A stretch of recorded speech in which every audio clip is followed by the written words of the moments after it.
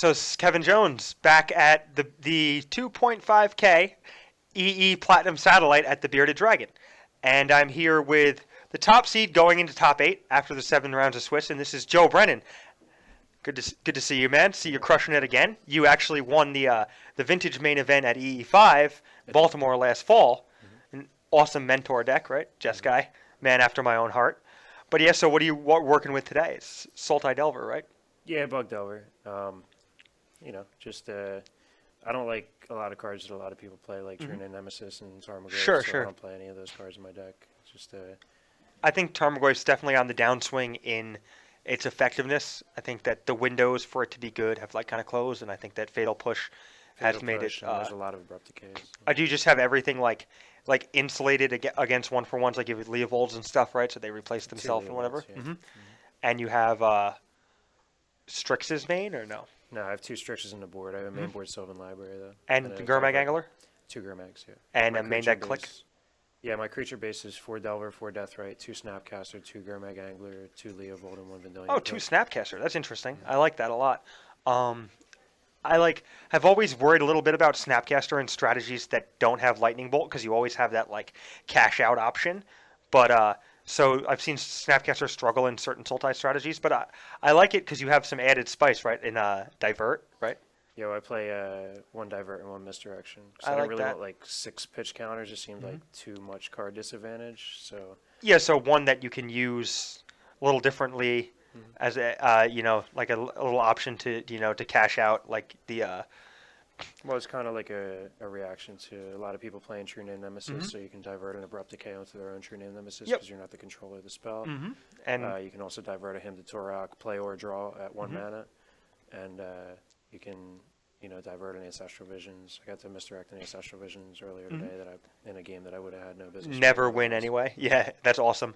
So do you think that you built your deck with the other Bug Delver decks in mind, like the more mainstream ones with the hymns and with a couple True Names and stuff? It sounds like. Yeah, I mean, I don't really know what people play. Sure. Play. I just play Vintage, man. I just play Legacy when there's not really much Vintage going on. But I come here on Monday nights and play Legacy, so I know, sure. People around here are playing and a little bit of it. But Do you think that there's an overlap in the skills that you learn from playing a lot of Vintage competitively? I think that I just have a better understanding of how to fight on the stack than Legacy players don't really seem to have. But there's not as much interacting on the stack and manipulating the stack in Legacy like there is in Vintage, where you have cards like Gush and Library of Alexandria and things like that to play with. And so I think a lot of that kind of overlaps and trickles over. I see a lot of 4 Brainstorms is greedy, man. People don't realize how powerful that card is, and they just kind of throw it away. They I'm just used to playing with 1 Brainstorm, so I know the value of it. Don't sequence it correctly, and don't hold it to maximize the shuffle effects and stuff, and they lock themselves or whatever. There's little nuances that if the interactions of how to work on the stack. Earlier today, there was no fetch lands in the yard. There was no lands in the yard, and I had a Deathrite Shaman. And I fetched and held priority, and then targeted the fetch, and then brainstormed the shuffle. And it's a thing you can do. I learned about that going into. I played Sultai Delver in GP Louisville, so I got a little bit of a background. I was playing the Malamujo deck, if you will. It's 4 hymns and a Tombstalker, 2 Liliana's main deck. It's the more mainstream version, but that's an interaction that came up a lot. That you can do that. I had a lot of trouble with Thalia, Heretic Cathar.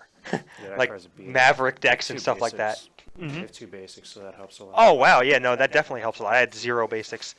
I found myself wanting mana creatures more and more, and finding that the tipping point of the relevance of Delver was getting sooner and sooner and sooner. So my Delvers were way worse than they'd been in previous Legacy tournaments, and my Deathrites and Deathrite Days openings were just backbreaking. Yeah, Deathrite Days is I mean, if you have a Deathrite Shaman on the play, it's really hard to lose that game. And Deathrite Shaman lets your days be relevant on the draw because you don't set yourself back 2 turns or whatever. So I really like a lot of the dynamics that are present in Sultai. So I think you made a good deck choice. And I generally like the tweaks too. I'm one to tweak my deck here and there put some random stuff in there. I like Divert a lot, especially if you think you're kind of a dog to Shardless, which is a deck that I've lost to with Sultai before. No, I think I'm very heavily favored. Well, with a Misdirection and a Divert for sure. Main board Sylvan Library, and then Yeah. first board I have a couple Painful Truths, a Notion Thief, and a Royal Assassin that are really strong Yeah, against them. and you just like spread their decays too thin, right? Yeah. Yeah, they don't have enough decays to deal with everything, and you put powerful threats into play that aren't creatures, so you kind of alienate push a little bit. I feel you. I like that strategy. And do you think your combo matchup suffers from the changes you made, like not playing him or whatever? Well, I play Leovold and Vendilion Click in the main, which is pretty strong. I have Yep. one Spell Pierce. The Divert and Misdirection are, iffy. Yeah, sometimes you can it's get good. if you can get a card though, you're probably pretty happy, right? Yeah, because you can't misdirect a Duress, but you can misdirect a Thoughtseize because Duress is targeting an opponent. Do you have Flusterstorm in your board? I have 2 in the board. Yeah. So you can do the Leovold thing with like a Tendrils where you get to draw for each trigger or whatever.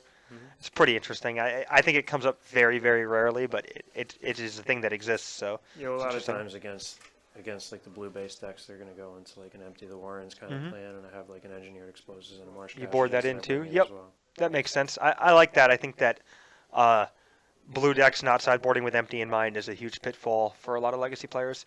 I really liked your comment about the stack too, though, because I think that it's definitely interesting, and it's definitely understated how important it is to realize the sequencing and like the interaction when you're playing spells in legacy. So yeah, it's great that you're capitalizing on that. And do you have any matchups you're worried about going into top 8? No, I'm not really sure what anybody else is. I mean, I know what a couple people are playing. No, I just mean in general, like that you'd hope we're not in there or hope not to face. I think you got game against everything, right? So. I'm gonna have fun regardless. So, Yeah, I mean, okay. it's cool. Great way to look at it for sure.